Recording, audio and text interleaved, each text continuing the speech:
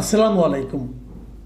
প্রিয় দর্শক, রাজবাড়ির গোয়ালন্দে গতকাল শুক্রবার যে ঘটনা ঘটল সেটাকে আপনারা কিভাবে ব্যাখ্যা করবেন, অথবা সেটাকে রাষ্ট্র কিভাবে ব্যাখ্যা করবে?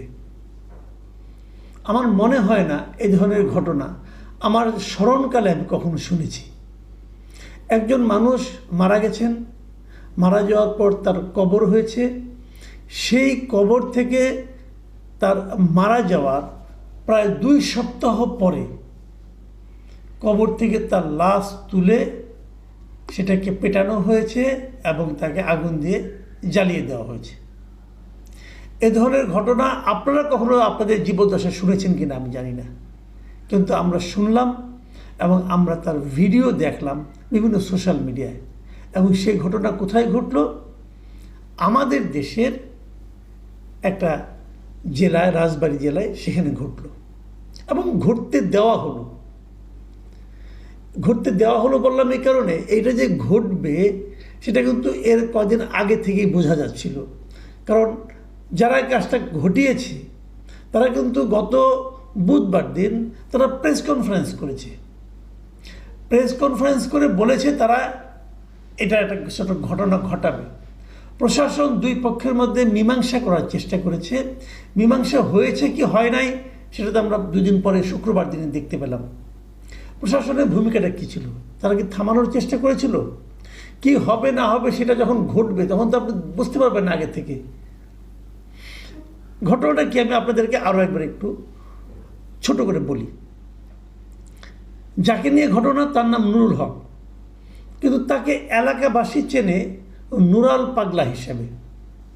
উনি রাজবাড়িতে ওনার একটা আস্তানার মতো আছে, যেটাকে অনেকে মানে খানকা বলে, অনেকে এক একজন এক একটা বলে।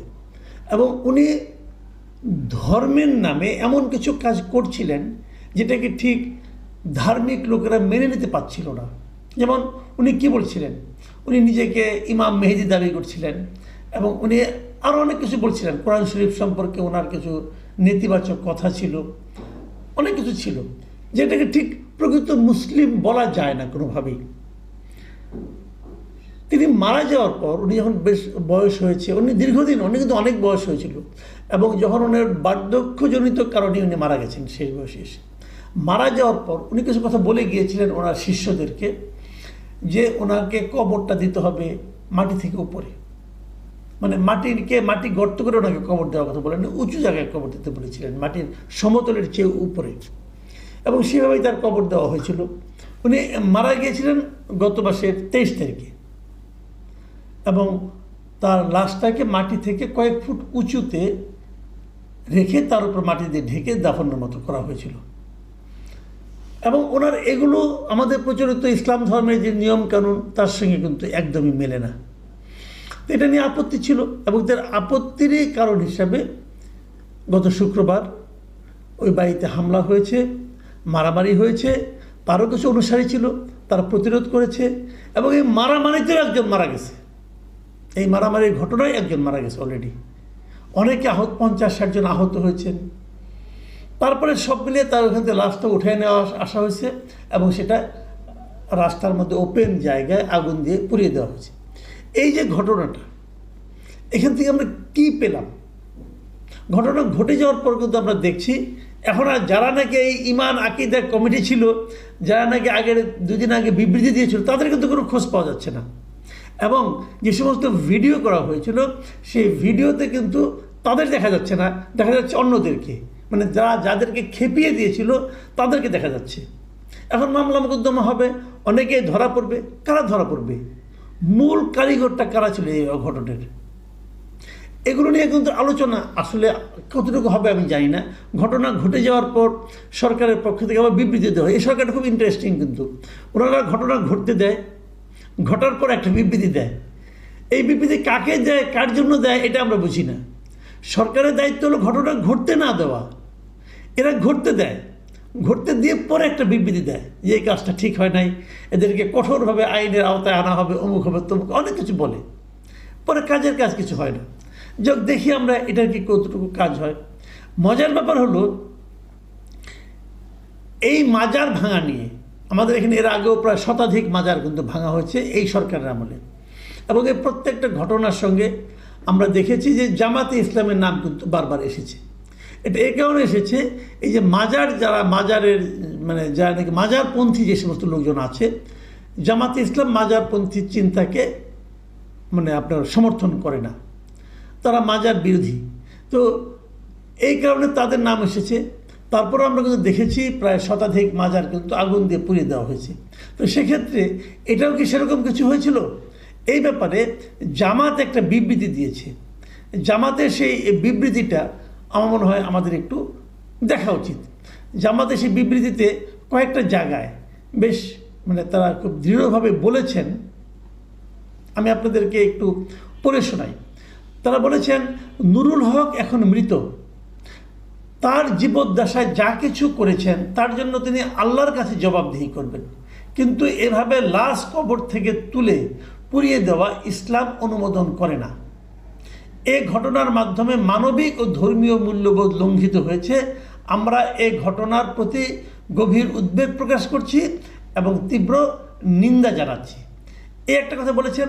এবং তারপরে জামাতের এই বিবৃতিতে, জামাতে ইসলামের কেন্দ্রীয় কমিটির এই বিবৃতিতে আরেকটা কথা বলা হয়েছে যে এই ঘটনার সাথে জামায়াতে ইসলামীর নাম জড়ানোর চেষ্টা অত্যন্ত দুঃখজনক, অনাকাঙ্ক্ষিত ও অনভিপ্রেত। এটা জামাতের বিবৃতি, মানে জামাত বলতে যাচ্ছে এই ঘটনার সঙ্গে তারা একদমই নেই।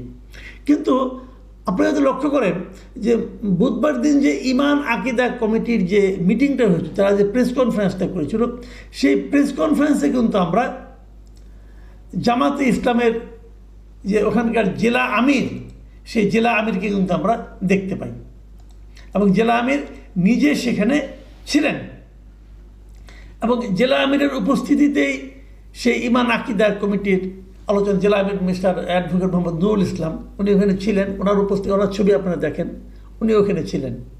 তাহলে উনি আবার পরে এই ঘটনার পরে উনি নিজেও একটা ফেসবুকে একটা পোস্ট দিয়েছেন শুক্রবার দিন রাতে, এবং উনি নিজেও এখানে বলেছেন যে এই লাশ পুরানো ঘটনা, উনি এটা তীব্র প্রতিবাদ জানিয়েছেন। এমনকি নুরা পাগলার দরবার শরীফে হামলারও উনি প্রতিবাদ করেছেন। তো হামলারও প্রতিবাদ করলেন, লাশ পুরানোর প্রতিবাদ করলেন। আগে দুদিন আগে প্রেস কনফারেন্স উনি কী বলেছিলেন সেগুলো খেয়াল করেন। তারা কিন্তু এই ঘটনা নিয়ে কিন্তু আলোচনা করছে, এবং তারও চেয়ে বড় কথা, উনি হয়তো নিজে ওখানে লাশ তোলার সঙ্গে ছিলেন না, কিন্তু যারা এখানে লাশ তোলার কাজটা করেছে, উন্মত্ত লোকজন করেছে, তাদেরকে খেপিয়ে দেওয়ার কাজটা কে করেছিল? এই ইমান আকিদা কমিটি কিন্তু করেছিল। তারাই কিন্তু এখন হয় কি অনেক সময় একটা কথা বলি, যেমন ধরেন আপনি একটা উন্মত্ত ষাঁড়কে একটা ফসলি ক্ষেতের মধ্যে ছেড়ে দিলেন, এখন ষাঁড়টা যে ওখানে কি করবে, ওই ক্ষেতের কোন অংশ খাবে কোন অংশ খাবে না, অথবা কাকে গুতাবে কাকে ধরবে, এটা কিন্তু আপনি বলতে পারেন না। কিন্তু দায়টা আপনি দিবেন কাকে? যে তাকে ছেড়ে দিয়েছে, যে তাকে উন্মত্ত করে ওখানে ছেড়ে দিয়েছে, দায়টা কিন্তু তার উপর যাবে। এই যে উন্মত্ত জনতা, এই যে তৌহিদি জনতা যাদেরকে মার্চ ফর গোয়ালন্দ ঘোষণা করেছিলেন, তারা কিন্তু এই যে মার্চ ফর গোয়ালন্দ যারা নাকি মাঠে ছিল, তাদেরকে আপনি সেই উন্মত্ত ষাঁড়ের সঙ্গে তুলনা করতে পারেন। কিন্তু প্রশ্ন হলো, এদেরকে উন্মত্ত করে তুলল কে? এদেরকে খেপিয়ে দিল কে? তারাই হলো মূল কালপ্রিট। এবং সেখানে জামাত তাদের সংশ্লিষ্টতা অস্বীকার কিভাবে করবে এটা আমি জানি না, কারণ আমি তো দেখতে পাচ্ছি সেই প্রেস কনফারেন্সে জামাতের জেলা আমির ছিলেন, তো তারপরে তারা অস্বীকার করছেন। এখানে আমি আরেকটা প্রসঙ্গ বলে আলোচনাটা শেষ করব। দেখুন, একটা ভিডিওতে আমি দেখলাম যে লাশ যে তোলা হচ্ছে, সে লাশ তোলার একটা ভিডিও দেখা গেল, এই নুরাল পাগলার লাশটা দেখানো হলো। উনি কিন্তু মারা গিয়েছেন গত মাসের 23 তারিখে, তার মানে প্রায় 2 সপ্তাহ। কিন্তু এই 2 সপ্তাহ পরেও দেখলাম তার লাশটা কিন্তু 2 সপ্তাহ কিন্তু মানব শরীরের লাশ পচে যাওয়ার কথা ছিল, কিন্তু ওনার লাশ কিন্তু প্রায় অবিকৃতর মতোই ছিল, খুব একটা পচে গেছে বলে মনে হচ্ছিল না আমার কাছে, যতটুকু দেখলাম আমি। এখন এটাকেও কিন্তু কেউ দেখবেন আগামীতে ক্যাশ করবে, তারা বলার চেষ্টা করবে যে নুরাল পাগলা আসলে আল্লাহর একজন অলি ছিলেন, যে জন্য তার লাশ পর্যন্ত পচে নাই। ভাই, এগুলি কোনো বিষয় না, যত বড় অলি হোক লাশ পচবে, লাশ পচার কথা, তাহলে এটা পচলো না কেন? এমনও তো হতে পারে যে উনি বলে গিয়েছিলেন যে আজকাল কিন্তু অনেক ধরনের এই আপনার পচননাশক কিন্তু কেমিক্যাল পাওয়া যায়, আমরা যেটাকে সহজে বলি এই নানা রকম কেমিক্যালই বাজারে কিন্তু পাওয়া যায়। এই ফরমালিন টরমালিন বলি না আমরা, ফরমালিন না আর উন্নত মানের কেমিক্যালও পাওয়া যায়, যা দিয়ে নাকি লাস্ট প্রায় বেশ কিছুদিন পচন নিরোধী অবস্থায় রাখা যায়। তো সেরকম কিছু লাগানো হয়েছিল কিনা আমি জানি না, কিন্তু হতে পারে। এখন এতে প্রবলেমটা কী হচ্ছে, আমি প্রবলেমটা বলি। দেখেন, আগে ছিল সে একজন ভণ্ড। নুরাল পাগলার কর্মকাণ্ডকে আপনি ইসলামের দৃষ্টিতে ভণ্ডামি ছাড়া আর কিছু বলতে পারেন না, তোর ভণ্ডামি ছিল।